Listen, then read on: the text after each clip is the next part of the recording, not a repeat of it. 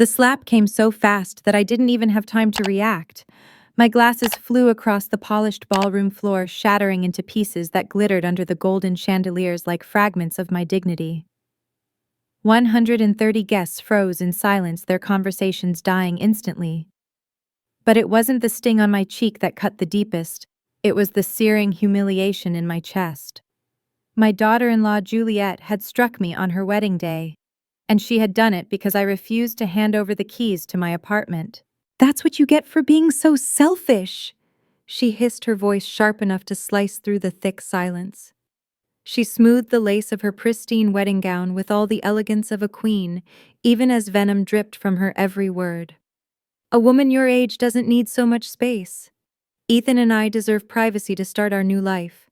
Your apartment will be perfect for us until we find something better." Her cruelty echoed against the ballroom walls. I bent down slowly, trembling to gather the pieces of my broken glasses. My hands shook not just from age, but from the weight of humiliation. Around me, people whispered. Some looked away uncomfortable. Others leaned into each other, their pity as sharp as knives. But no one, absolutely no one, stepped forward to defend me. My son stood only a few feet away, his gaze fixed on the floor as if I had become invisible. Tears blurred my vision, hot and relentless, but deep inside me something else stirred.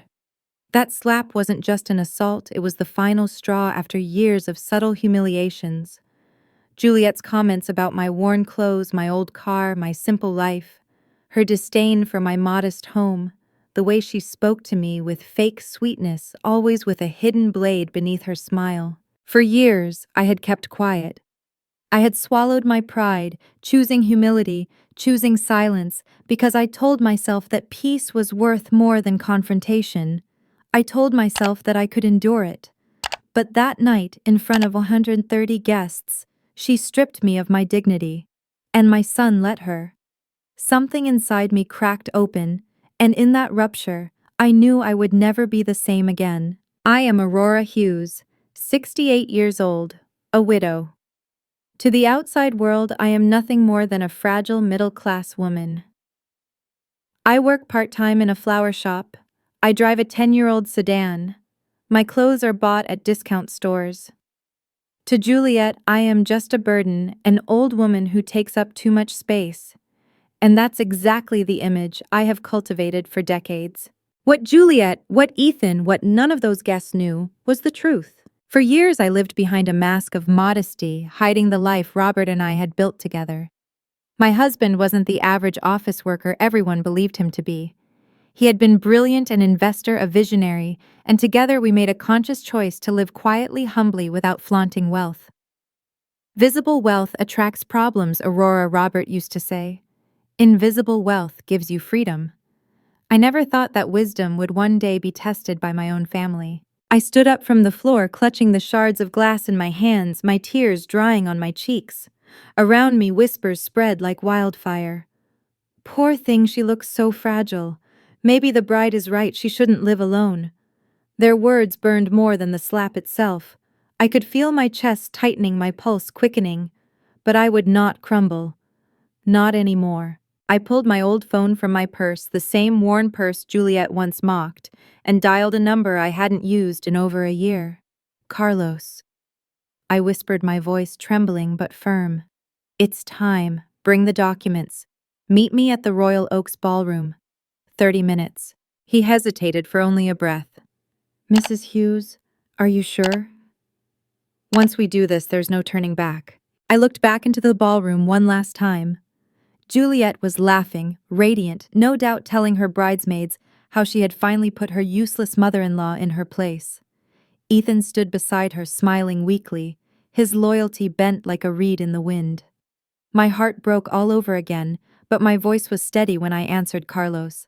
"I've never been more sure of anything in my life." I hung up the phone and walked out of the ballroom, leaving behind the music, the champagne, the whispers, and the stares. Out in the quiet of the parking lot, I sank into the driver's seat of my car, the same old sedan Juliet said was too dangerous for me to drive. I rested my trembling hands on the wheel and let the memories come rushing back, the years of biting my tongue, the months of enduring her mockery, the nights of crying alone in silence. But those tears, I realized, had watered the soil of something stronger. Tonight I would stop being the invisible widow who could be pushed around. Tonight they would meet the real Aurora Hughes. And when they did, they would finally learn the true meaning of regret. I glanced at the ballroom lights glittering in the distance, laughter spilling out into the night. Let them celebrate for now. They had 30 minutes left before their perfect world shattered. Under the dim glow of the parking lot lights, I sat in silence, my fingers clutching the steering wheel until my knuckles whitened. 30 minutes. That was all the time left before Carlos would arrive carrying the documents that would rip away the masks Ethan and Juliet had been wearing. 30 minutes before the world they had carefully built on lies and debt would collapse. My chest heaved with every breath as the weight of memories pressed down on me. I remembered the first time Juliet stepped into my apartment 2 years ago. Her perfectly manicured hand lingered on the chipped frame of my door, her eyes darting over the small kitchen and secondhand furniture. "Seriously, this is where Ethan's mom lives," she whispered, not softly enough. My heart had sunk then, not because she insulted my home, but because of the way Ethan's eyes darted nervously, as though already ashamed of me. From that day on, each visit had been an exercise in endurance, the fake smiles, the sharp comments disguised as concern. "Aurora, don't you think it's dangerous for you to live alone? Aurora, a woman your age shouldn't still be working." She scrutinized everything, my clothes, my car, my job at the flower shop. Her words were knives, small cuts that drew no blood but left me raw inside. And Ethan, my Ethan. He began to echo her, repeating her words, as if they were his own thoughts, until he no longer sounded like the boy I had raised, but like her puppet. I had tried to ignore it. I told myself she was young, that she would grow into kindness. I told myself Ethan was blinded by love, not malice. But then came the ambush. 2 weeks before the wedding, they arrived at my apartment with Juliet's parents. I will never forget that moment, the smugness in her mother's eyes, the patronizing tone in her father's voice. They sat me down like a child and told me what was best for me. They had even found a retirement home, complete with medical care, social activities, prepared meals, as if my life was a burden to be relocated. The pretense of concern had slipped, replaced by cold calculation. They wanted my apartment, my home, the walls where Robert and I had planned our future, where he had taken his last breath in my arms. To them, it was nothing but square footage and market value. Mom, Ethan had said then, his voice low, rehearsed. "They're right. It would be better for everyone if you moved to a place more appropriate for your age." Appropriate for my age. Those words had burned into me like fire. I stared at my son, searching for a trace of the boy who once defended me on the playground, when bigger kids mocked my accent. The boy who used to hug me and say, "Don't worry, Mom, I'll always protect you." But he wasn't there. He was gone. That night I cried harder than I had in years. Not for myself, but for the final death of the illusion that my son still loved me unconditionally. And that night I had made the call to Carlos. "Prepare the documents," I had told him. "If they want war, then they will have it." Now, sitting in the parking lot, I remembered the details Carlos uncovered for me. The suffocating debts, the unpaid rent, the financed cars they flaunted as status symbols, Juliet's part-time job barely a facade, and Ethan, my son, calling banks to ask about loans against my property, inquiring about legal procedures to declare me incompetent. The betrayal cut deeper than Juliet's slap ever could. The sound of tires crunching over gravel pulled me from my thoughts. A familiar figure approached Joseph, my neighbor of 10 years, holding a brown folder in his hands. His face was etched with concern. "Aurora," he said, pressing the folder into my trembling hands. "What's going on? You look pale as a ghost." I explained in short, clipped sentences, and his expression hardened. "I knew that girl was poison," he muttered. His loyalty warmed me even as dread coiled in my stomach. Inside the folder were the documents Robert and I had safeguarded for decades, proof of a life hidden in plain sight. Bank certificates, property deeds, investments.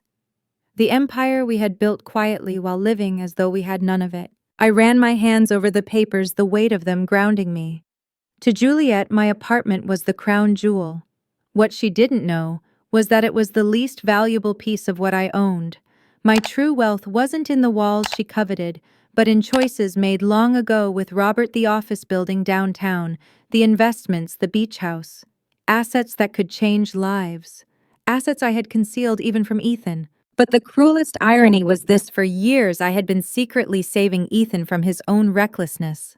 The rent he thought was discounted, covered by me. The credit card debts he thought were wiped by sheer luck, paid by me.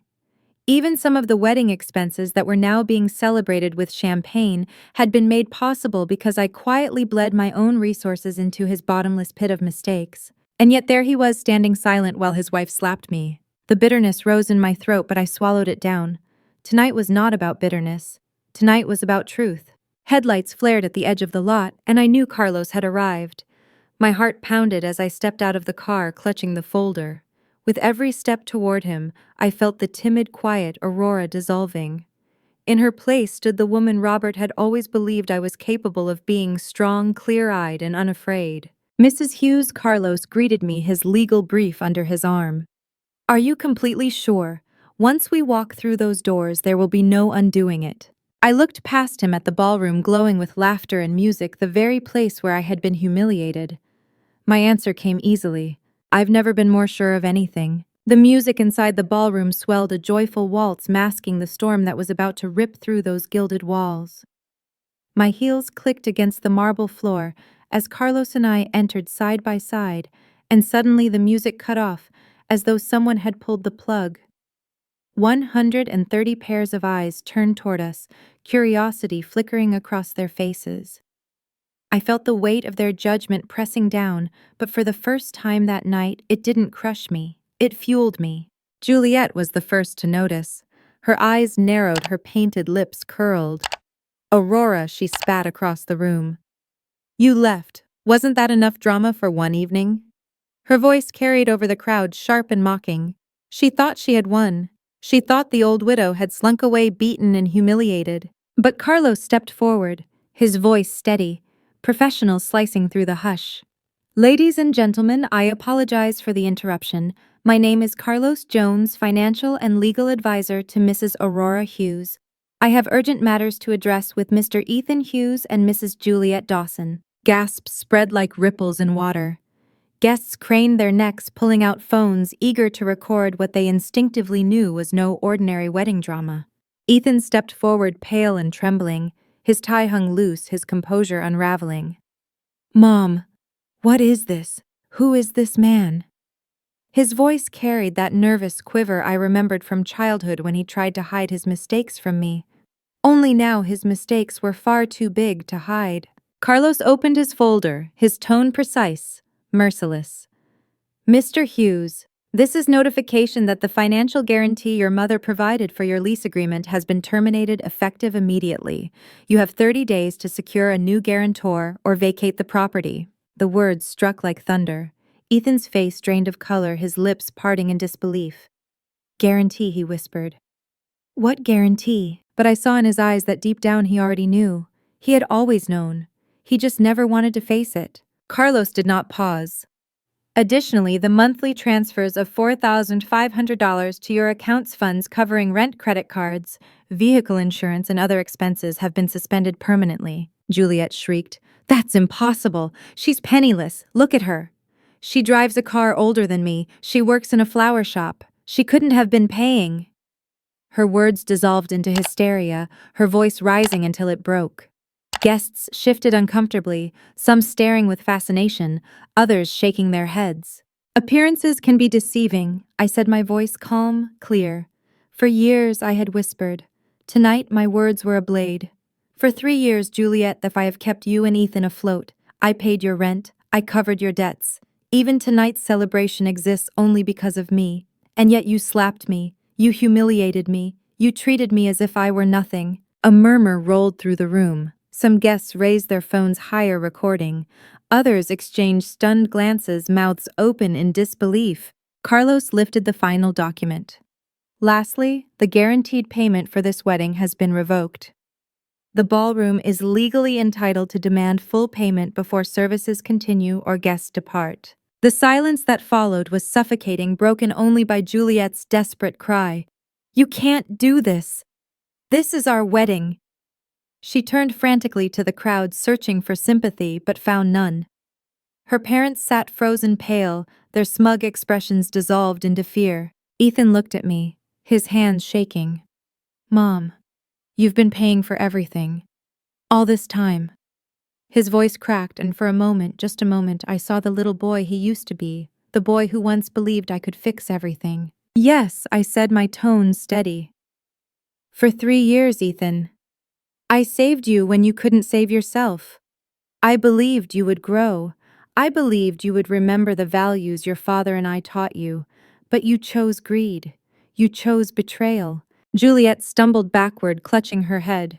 "This isn't real. This can't be real." She began pacing in frantic circles, her gown dragging like a burden she could no longer carry. "You're a poor old woman. You're nothing." I took a step toward her, my voice cold as steel. "No, Juliet. I am a woman you underestimated.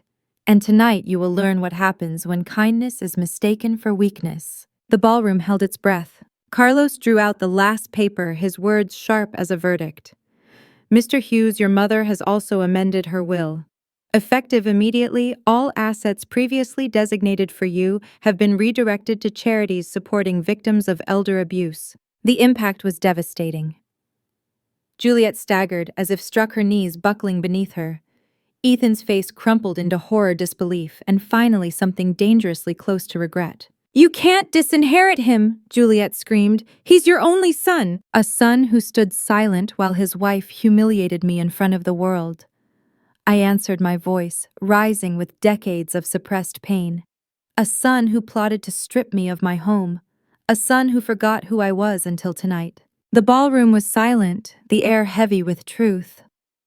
For the first time in years, I stood tall, not as the fragile widow they believed me to be, but as the woman Robert had always known I was. Strong, resolute, unyielding. Juliet's face twisted into something almost unrecognizable, a mix of rage and desperation. She clutched Ethan's arm so tightly her nails left red marks, her voice shrill enough to cut through the suffocating silence. "She's lying. Can't you all see? This is the delusion of a bitter old woman. Ethan, say something. Tell them she's lost her mind." But Ethan didn't speak. His lips trembled. His eyes darted from the papers Carlos held to the faces of the guests, who now stared at him, not with admiration but with pity, or worse, contempt. His silence screamed louder than any denial could. "Lying." I repeated, my voice calm but sharp enough to pierce the air. "You think this is a lie?" I stepped closer, meeting Juliet's wild eyes with a steadiness that made her flinch. "Ask the ballroom manager if it's a lie when the payment is cancelled tonight. Ask your landlord when the guarantee disappears tomorrow. Ask the bank when your accounts run dry. You wanted me invisible, Juliet, but tonight I am undeniable." Gasps rippled through the crowd. Some guests turned away from Juliet, whispering furiously. Others pulled out their phones, filming every second, as if they knew history was being made before their eyes. Juliet's mother finally stood, her face ghost white, her voice shaking with false composure. "Mrs. Hughes, surely this isn't necessary. We can discuss things privately. This is a wedding, not a courtroom." I turned to her, my expression hard. "You made it public when you sat in my living room and told me I should sell my home to fund your daughter's life. You made it public when you plotted to have me declared incompetent. Tonight your family's greed has been witnessed by every person here. So tonight the truth will be witnessed as well." A murmur of approval moved through the guests like a wave. Some even nodded. Others shifted uncomfortably in their seats, torn between fascination and horror. Ethan finally spoke, his voice cracking under the weight of everything unraveling. "Mom, please. Don't do this. You don't understand what this will do to us. We'll lose everything." The words cut deeper than he realized. "Us, not you, not what this has done to you, Mom. No." He was still thinking only of himself, of Juliet, of the empire of lies they had tried to build. "You lost everything the moment you betrayed me," I said quietly. "You lost me the moment you chose silence while she struck me. You lost your inheritance the moment you plotted to take from me what was not yours. And now you will lose the illusion that you can live off my kindness forever." Juliet's father, his voice tight with panic, attempted one last appeal. Mrs. Hughes, think carefully. Do you really want to destroy your son's future? He is your only child. Do you want him to resent you until your dying breath? I looked straight at him, and for the first time all night I smiled, not with joy but with clarity. No, I don't want him to resent me, but I will not allow him to destroy me. Sometimes letting go of what poisons you is the only way to survive. Carlos closed the folder with a decisive snap, the sound echoing like a gavel striking. The documents are official. The legal effects take place immediately. Juliet's knees buckled, and she collapsed into a chair, sobbing uncontrollably, her perfect gown crumpled around her like a discarded costume. Ethan stood frozen pale, his hands limp at his sides, as though the life had drained out of him. I turned to them both one last time. My voice was steady calm, carrying decades of pain and wisdom in equal measure. You wanted my home, my money, my life. But what you never understood is that these things mean nothing compared to dignity.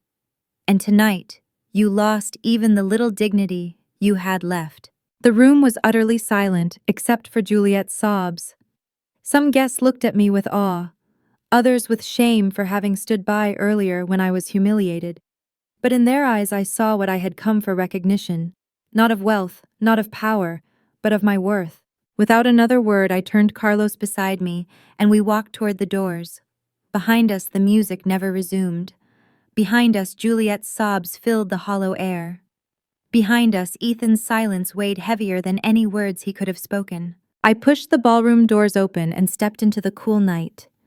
For the first time in years, the air felt clean in my lungs. For the first time in years, I felt free. The night air hit my skin like a baptism, washing away the suffocating perfume and champagne-soaked whispers of the ballroom. Outside, under the cold glow of the parking lot lamps, I felt lighter, though the heaviness in my chest had not vanished, only shifted. Carlos walked beside me, his silence respectful, his presence steady.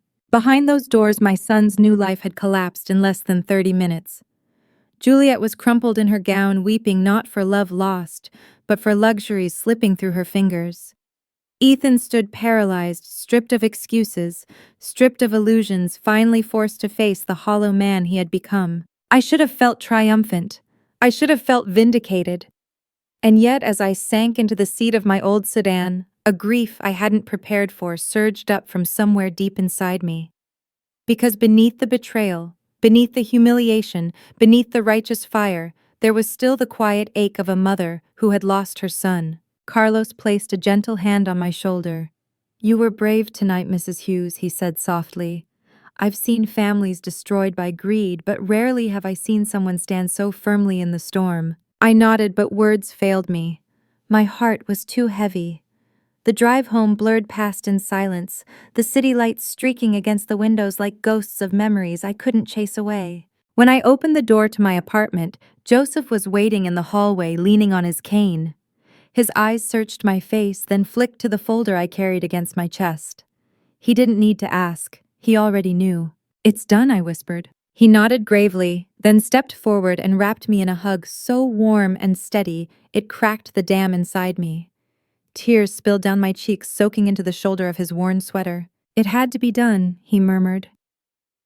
"Some people only learn when they're left to face their own mess. You gave Ethan every chance. Tonight you gave him the truth. But the truth was a double-edged sword. It cut him, but it cut me too." The next 3 days passed like a strange dream. My phone rang incessantly. 37 calls from Ethan, 14 hysterical messages from Juliet, 2 furious visits from her parents pounding on my door.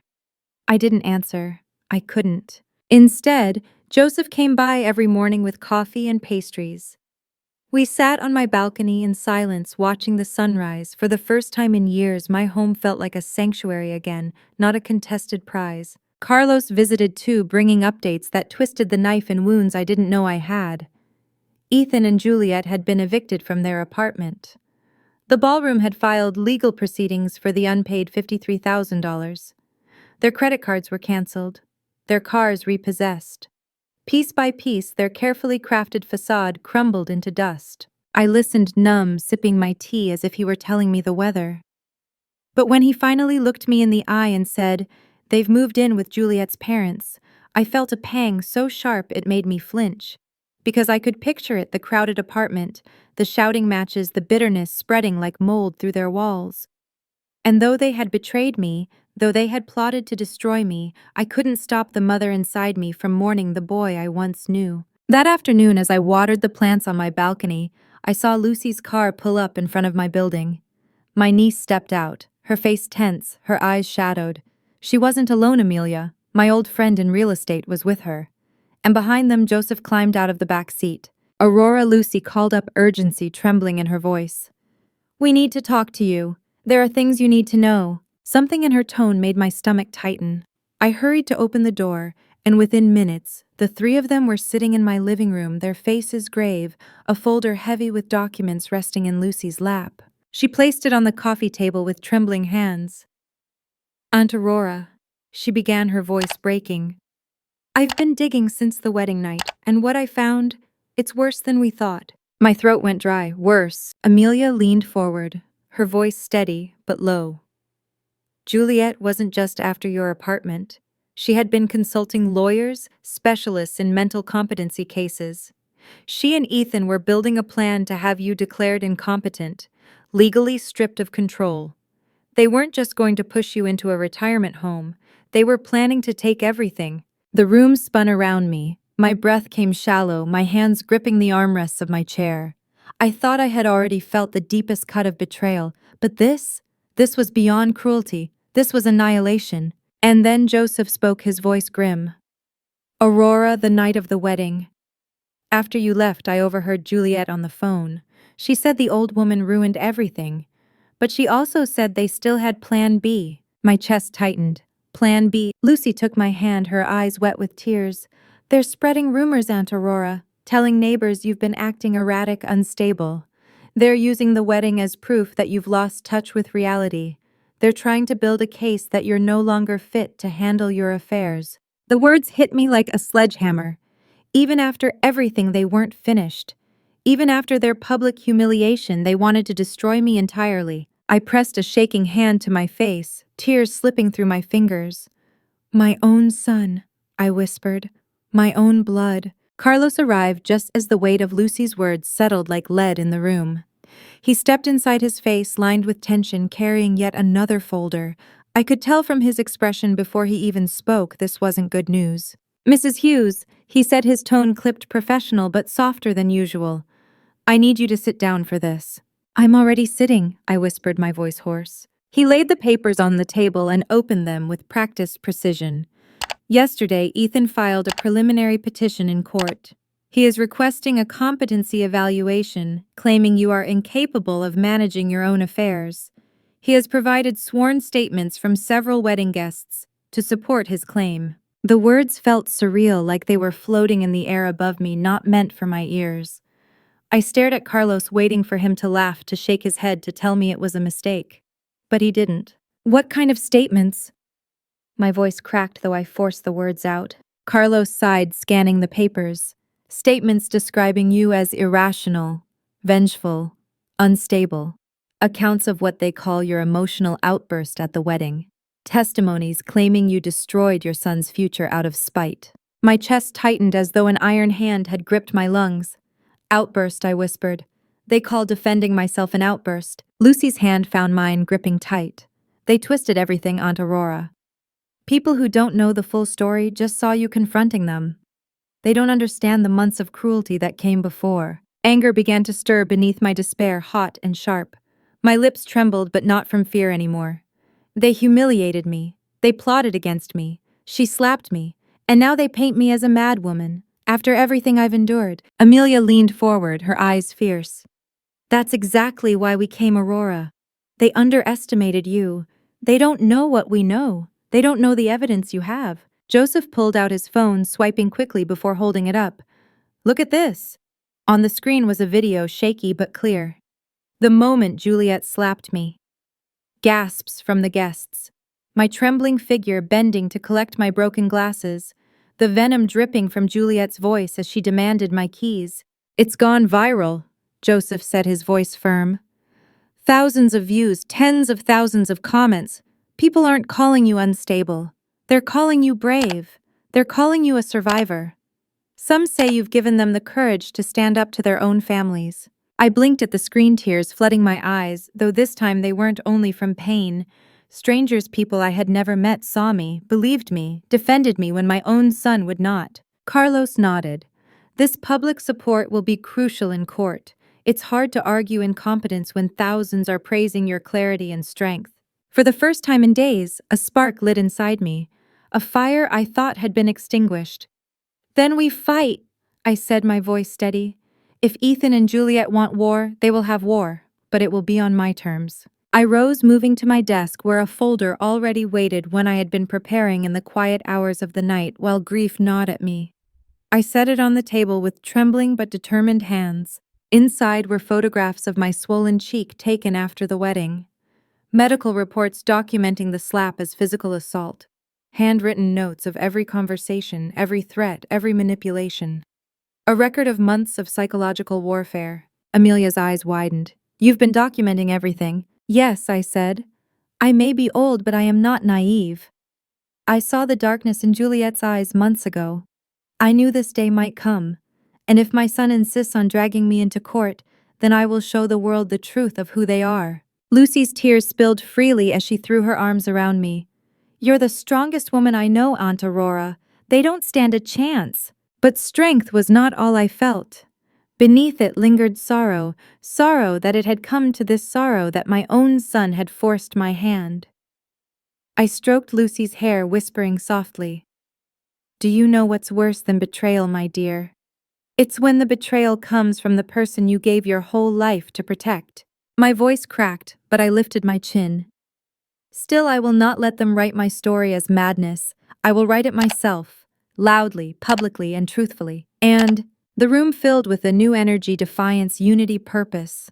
For the first time since that cursed wedding, I did not feel alone, and in that moment I knew they thought they had destroyed me. But in reality, they had awakened me. 6 months later, I found myself sitting beneath the blinding studio lights of the most watched program in the country, Stories of a Lifetime. The irony wasn't lost on me. A woman who had spent her entire life hiding her wealth, her strength, her power was now about to tell her story to millions. The host, Catherine Diaz, smiled warmly as she adjusted her notes. Her voice was steady, her presence commanding, yet compassionate. Mrs. Hughes, she said, you have inspired countless people with your courage.